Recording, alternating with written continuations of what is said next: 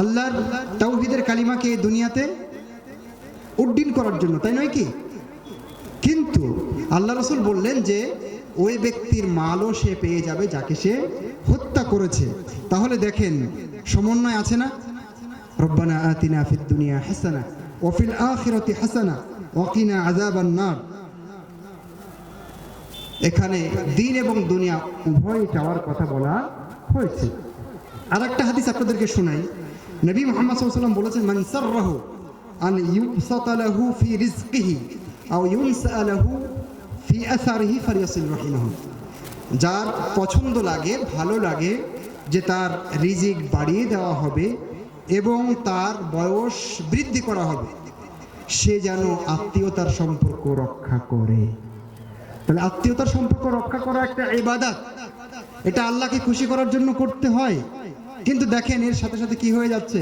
রিজিকও হয়ে যাচ্ছে, এর সাথে সাথে বয়সের যে বরকত সেটাও কিন্তু হয়ে যাচ্ছে। এইভাবে আমরা অবশ্যই আমাদের নিয়ত থাকতে হবে পরকাল, কিন্তু সাথে দুনিয়া, চাকরি বাকরি, টাকা পয়সা যদি যুক্ত হয় তাহলে কোনো দোষ নাই।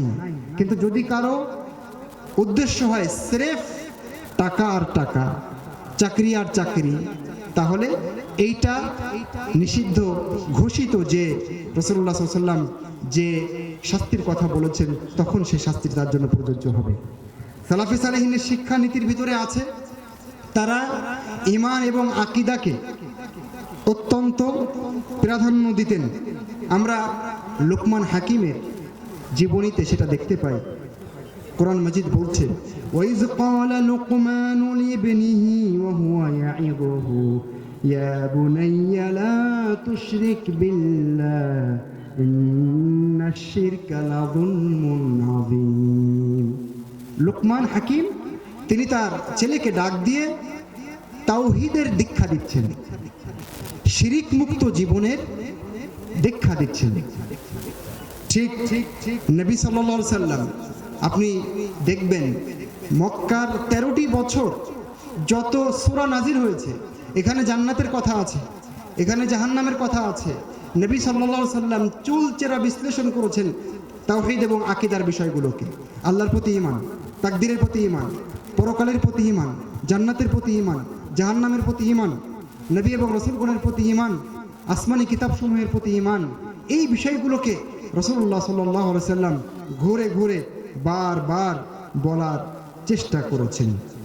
সেজন্য নবী মুহাম্মদ সাল্লাল্লাহু আলাইহি সাল্লাম ছোট্ট বাচ্চা তখন আব্দুল্লাহ ইবনে আব্বাস তাকে ডাক দিয়ে কি বলেছিলেন, এই হাদিসটা আপনাদের সবার জানা আছে। তিনি বলেছিলেন, ইন্নী ওয়াআল্লিমুকা কালিমাত, আজকে তোমাকে আমি কিছু কথা শেখাতে চাই, কিছু বাক্য তোমাকে শেখাতে চাই। ইহফাযিল্লাহ ইহফাযকা, তুমি আল্লাহর হেফাজত করো, তার মানে আল্লাহর আদেশ নিষেধের হেফাজত করো। ইহফাযকা, তাহলে আল্লাহ তোমাকে হেফাজত করবেন। বলতে বলতে এই হাদিসে কতগুলো সুন্দর সুন্দর আকীদা এবং তাওয়াক্কুলের কথা আছে, সেটা আপনারা সবাই ভালো করে জানেন। সময় সংক্ষেপ, আমি শুধুমাত্র ইঙ্গিত দিয়ে যাচ্ছি।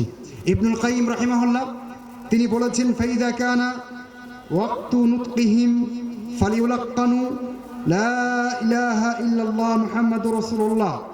যখন বাচ্চার বয়স হবে, এমন বয়স যে বয়সে ওর মুখ দিয়ে একটু একটু একটু করে কথা বের হয়, বুলি ফুটছে, একটু একটু করে কথা বলা শিখছে, তখন সর্বপ্রথম তাদেরকে লা ইলাহা ইল্লাল্লাহ মুহাম্মাদুর রাসূলুল্লাহ এগুলো শেখাতে হবে। তিনি বলছেন, ওয়ালিয়াকুন আউয়াল মা ইয়াকরাউ মাসামিআহুম মা'রিফাতাল্লাহ ওয়া তাওহীদাহু, সর্বপ্রথম তাদের কানে যে জিনিসটা আঘাত হানবে সেটা হবে আল্লাহ তাওহীদ, আল্লাহর পরিচয়, আল্লাহ কেমন, তাওহীদ রুবুবিয়্যাহ, তাওহীদ উলুহিয়্যাহ, তাওহীদ আল আসমা ওয়াস সিফাত, এইগুলো সর্বপ্রথম তাদের কানে দিতে হবে। আল্লাহ কোথায় আছেন? আল্লাহ আরশের উপরে আছেন, তিনি সব কিছু দেখছেন, সব কিছু নিয়ন্ত্রণ করছেন।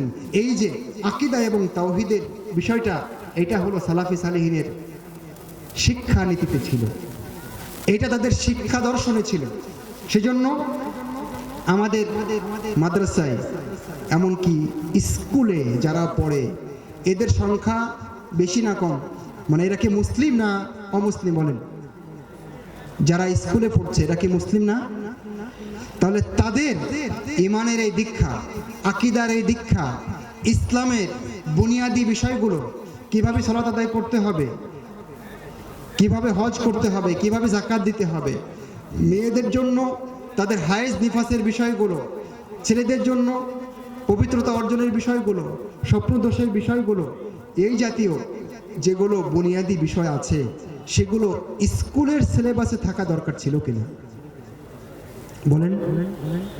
তাওহীদ এবং আকীদার বিষয়গুলো, যার মধ্য দিয়ে একজন মানুষ প্রকৃত মুসলিম হতে পারবে, সেই বিষয়গুলো স্কুলেও থাকা দরকার ছিল না? খুব ছিল, অনেক বেশি ছিল, কিন্তু আমাদের সিলেবাসে রাখা হয়নি। এমনকি কোরআন মাজিদকেও ওখানে পড়তে শিখবে, এই সিলেবাসটা স্কুলে নাই। কারণ ওদের প্ল্যানই আছে যে ঘুরবে আব্দুল্লাহ, কিন্তু ও একজন সেকুলার পাক্কা ঘুরবে, ওর নাম আব্দুর রহমান, জমিনের উপরে ঘুরবে, কিন্তু ও পাক্কা নাস্তিক। ও পরিচয় দিবে যে আমি মুসলিমও না, আমি হিন্দুও না, আমি অন্য কিছু, খচ্চর। ঠিক এই সিলেবাসটা আমাদের বাংলাদেশে এখন চলছে, অথচ প্রত্যেকটা মুসলিম নর এবং নারী, ছেলে এবং মেয়ে, তাদের বুনিয়াদি এই বিষয়গুলো দেওয়া দরকার ছিল। ঠিক সালাফি সালেহিনের আকীদাতে